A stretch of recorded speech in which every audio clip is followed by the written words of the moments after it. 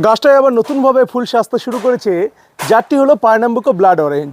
Blood orange বা মাল্টা মৌসুম্বির একটি জাত, ভেতরে কাটলে ব্লাড কালার আসার কথা। ইতিপূর্বেও আমরা কেটেছিলাম, কিছুটা আভা এসেছিল। আজকে আবার টেস্ট করব নতুন এই জাতটি আমাদের ওয়েদারে কতটা সাফল্য নিয়ে আসছে। কিছু ফল হয়েছিল, আমরা বেশ কিছু টেস্টও করেছি। বর্তমানে আর 3টা ফল রয়েছে, তার মধ্যে একটাই সাইডে রয়েছে। এটা আমরা একটু কেটে দেখে নেব। এটা অ্যাকচুয়ালি যখন ব্লাড কালার আসে তখন কিন্তু বাইরের দিকটাও গোল্ডেন ইয়েলোইশ একটা কালার হতে শুরু হয়।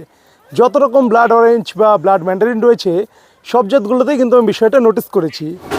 এবার কেটে দেখার পালা এর মধ্যে কি রয়েছে। আমি কিন্তু বুঝতে পারছি ছুরি চালাতেই যে কালার সম্ভবত এসেছে। এই যে হালকা একটা আভা রয়েছে, এটাকে সেমি ব্লাড অরেঞ্জ বলা হয়, কারণ এর মধ্যে পূর্ণাঙ্গ কালার আসে না। চারপাশ দিয়ে খোসার সাইড বরাবর যদি দেখেন রেডিশ একটা আভা রয়েছে।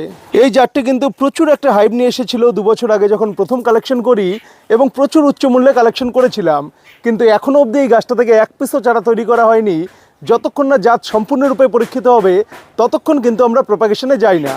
টেস্ট করে দেখা যাক এই সময়ে অর্থাৎ ফেব্রুয়ারির 14 তারিখে এসে কীরকম কোয়ালিটি এসেছে। খোসাটার মধ্যে কিন্তু রেডিশ ভাব আছে, অর্থাৎ এটা খোসার ধার বরাবরই রেডিশ একটা হালকা আভা আসে। কিন্তু খেতে যে আহামরি একটা ভালো তা কিন্তু নয়।